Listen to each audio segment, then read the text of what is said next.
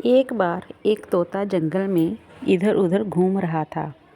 अचानक से उसके सामने यमराज जी खड़े हो गए। वह उस तोते को देखकर बहुत ज़ोर ज़ोर से हंसने लग पड़े। तोता घबरा गया। उसने देखा कि यमराज जी बहुत ज़ोर ज़ोर से हंस रहे हैं। अब जे मेरे प्राण ही लेकर जाएगा। वह घबराहट के कारण वहाँ से उड़कर कहीं और चला गया।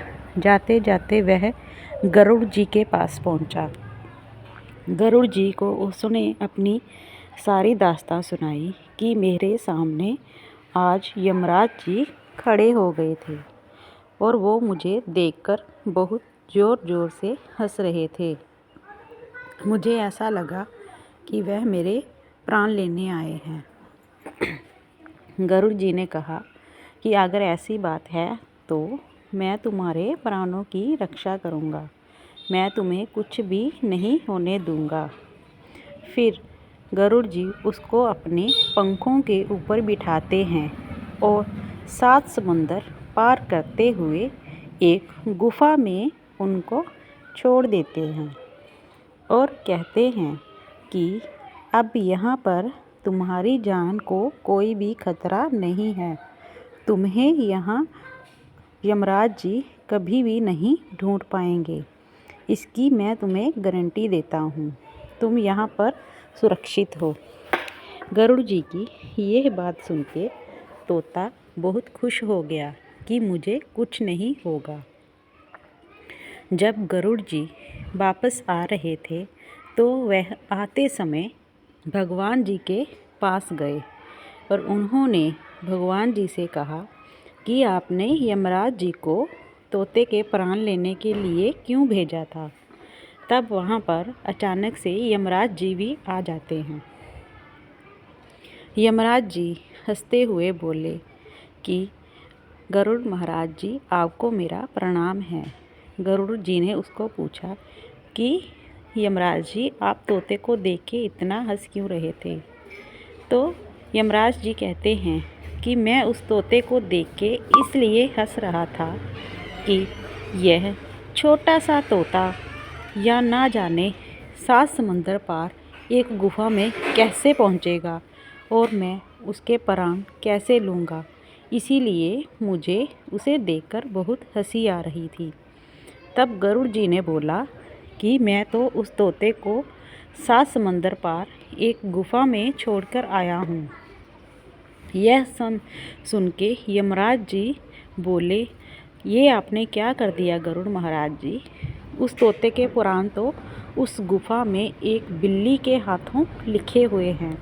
जब वह तोता वहाँ पर कुछ खा रहा होगा तभी अचानक से बिल्ली आ जाएगी और उस तोते को खा जाएगी। इस तरह उस तोते के प्राण चले जाएंगे, क्योंकि उस तोते के प्राण उस गुफा में ही लिखे हुए हैं कि उसकी मृत्यु वहाँ पर ही होगी।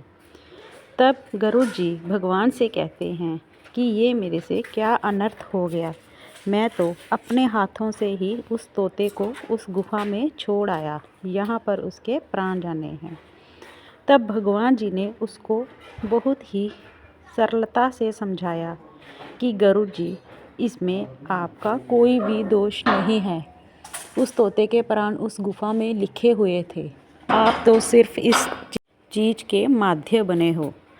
भगवान ने इसको समझाया कि आप विधि का विधान चेंज नहीं कर सकते। आप उसको कभी भी बदल नहीं सकते। जो जो जिसके साथ लिखा है तब तब उसके साथ वो होते ही रहेगा। इसमें कोई कुछ भी नहीं कर सकता। यह पहले से लिखा होता है, पहले से निर्धारित होता है, जिसमें कोई कुछ भी नहीं कर सकता। वह इस सृष्टि के किसी भी कोने में जाकर छुप जाए, लेकिन अगर उसके मौत आ गई है तो उसकी मौत आकर ही रहेगी। उसको कोई भी बचा नहीं सकता। इसीलिए भगवान जी कहते हैं कि अगर हमारे साथ कुछ अच्छा होता है तो वह भी उस ईश्वर की कृपा से ही होता है, और अगर हमारे साथ कुछ बहुत बुरा हो जाता है तो वह पहले से ही निर्धारित होता है, पहले से ही हमारे साथ वो सब कुछ होना होता है। लेकिन फिर भी हम अपनी मूर्खता के कारण उस भगवान को दोष देते हैं कि भगवान आपने हमारे साथ क्या कर दिया। लेकिन यह हमारे कर्मों का ही फल होता है जो हमें किसी ना किसी रूप में मिल जाता है और हमें वो भुगतने ही पड़ते हैं। अगर हमने अच्छे कर्म करे होंगे तो हमारे साथ सब कुछ अच्छा ही अच्छा होगा। लेकिन अगर हमने किसी को दुख पहुंचाया होगा, किसी के हृदय को दुखी किया होगा, तो हमारा हृदय भी कभी ना कभी दुखी ज़रूर होगा। यह बात है कि जो हम इस ज़मीन पे बोएंगे वही हमने काटना है। फिर कुछ और कैसे काट सकते हैं? अगर हम ज़मीन पे कनक उगाते हैं तो हम चावल तो कभी भी एक्सपेक्ट नहीं करते कि कनक की जगह पे चावल उग जाएं। यह कभी नहीं होगा। हमारे कर्म ज़रूर वापस आते हैं और हमें जवाब देते हैं। इसलिए प्यारे भक्तों, आपको कभी भी किसी के साथ बुरा नहीं करना है, सबके साथ अच्छा करना है। और हमारी जन्म का समय और हमारी मृत्यु का समय, यह दोनों पहले से ही निर्धारित होते हैं। ये तो एक बहाना होता है कि उसकी इस कारण मृत्यु हो गई या उसकी उस कारण मृत्यु होगी, जहाँ वह बच्चा ऐसे पैदा हो गया, जहाँ उस दिन पैदा हो गया। यह सब कुछ ऊपर से ही लिखा होता है। सब कुछ उस प्रभु की कृपा से ही होता है। हमें कभी भी किसी को दोष नहीं देना चाहिए। कभी भी किसी को यह नहीं कहना चाहिए कि इसका कारण तुम हो। भगवान की इच्छा के बिना तो पत्ता भी नहीं हिल सकता, तो हम मनुष्य किस चीज़ की देन हैं। इसीलिए हमें हमेशा सतर्क रहना चाहिए, कभी किसी के साथ बुरा नहीं करना चाहिए। लेकिन हम जो मनुष्य हैं यह चीज़ भूल जाते हैं, इस चीज़ को कभी भी याद नहीं रखते। हमारे साथ जो बुरा करता है हम यही सोचते हैं कि हमने उसके साथ डबल बुरा करना है। अगर वो आपको एक थप्पड़ मारता है तो आप उसको 2 थप्पड़ मारने की इच्छा रखते हो। लेकिन नहीं, आपने ऐसा नहीं करना है। आपको भगवान उस चीज़ की सज़ा उसको देगा। भगवान उसको देख रहा है, उसके कर्मों के आधार पर ही उसको सज़ा मिल जाएगी।